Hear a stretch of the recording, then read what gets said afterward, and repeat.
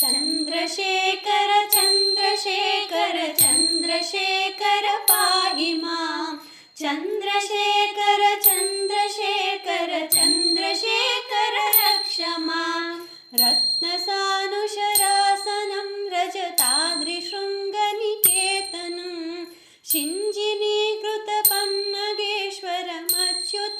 शिञ्जिनीकृतपन्नगेश्वरमच्युतानलसायकं क्षिप्रदग्धपुरत्रयं त्रिदशालयैरभिवन्दितं चन्द्रशेखरमाश्रये मम किं करिष्यति वै यमः चन्द्रशेखर चन्द्रशेखर चन्द्रशेखर पाहि मां चन्द्रशेखर चन्द्रशेखर चन्द्रशेखर रक्ष मां पञ्चपादपपुष्पगन्धपदाम्बुजद्वयशोभितं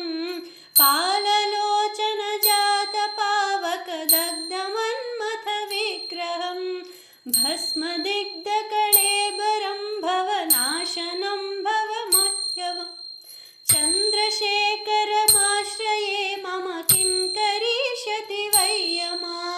चन्द्रशेखर चन्द्रशेखर चन्द्रशेखर पाहि मां चन्द्रशेखर चन्द्रशेखर चन्द्रशेखर रक्ष मां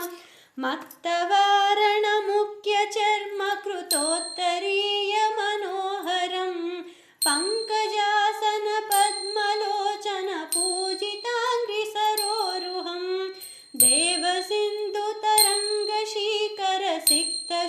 देवसिन्धुतरङ्गशीकरसिक्तशुभ्रजटाधरं चन्द्रशेखरमाश्रये मम किं करिष्यति वै यमः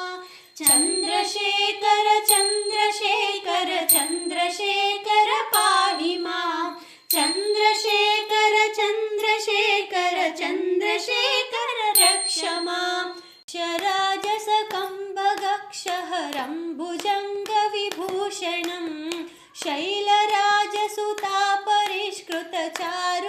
शैलराजसुतापरिष्कृतचारुवामकलेभरं क्ष्वेडनीलगलं परिष्वदधारिणं मृगधारिणं चन्द्रशेखरमाश्रये मम किं करिष्यति वै यमः चन्द्रशेखर चन्द्रशेखर चन्द्रशेखर पाहि मां चन्द्रशेखर चन्द्रशेखर चन्द्रशेखर रक्ष मां कुण्डलीकृतकुण्डलेश्वरकुण्डलं वृषवाहनं नारदादिमुनीश्वरस्तुतवैभवं भुवनेश्वरम् अन्धकान्तकमाश्रितामरपादपं शमनान्तकं चन्द्रशेखरमाश्रये मम किं करिष्यति वै यमः चन्द्रशेखर चन्द्रशेखर चन्द्रशेखर पाहि मां चन्द्रशेखर चन्द्रशेखर चन्द्रशेखर रक्ष मां भेषजं भवरोगिणामखिलापदामपहारिणं दक्षयज्ञविनाशनं त्रिगुणात्मकं त्रिविलोचनं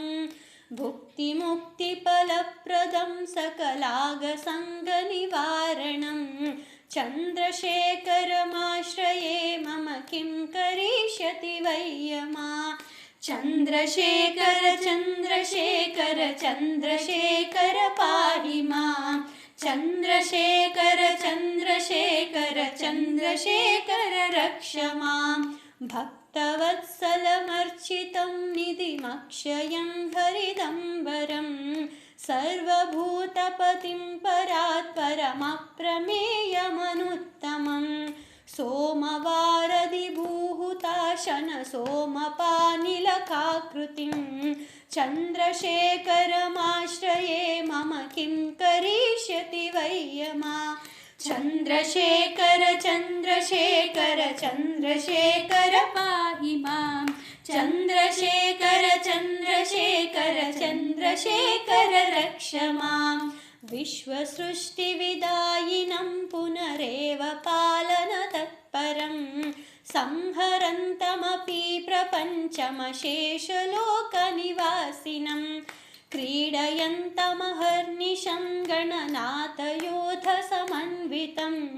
चन्द्रशेखरमाश्रये मम किं करिष्यति वै यमा चन्द्रशेखर चन्द्रशेखर चन्द्रशेखर पाहि मां चन्द्रशेखर चन्द्रशेखर चन्द्रशेखर रक्ष माम् युभीतमृकण्डसूनकृतस्तवं शिवसन्निधौ यत्र कृतचयः पठेन्न हि तस्य मृत्युभयं भवेत् पूर्णमायुररोगतां सकलार्थसम्पदमादरात् चन्द्रशेखर एव तस्य ददाति मुक्तिमयत्नता चन्द्रशेखर चन्द्रशेखर चन्द्रशेखर पाहि मां चन्द्रशेखर चन्द्रशेखर चन्द्रशेखर रक्ष मां चन्द्रशेखर रक्ष मां चन्द्रशेखर रक्ष माम्।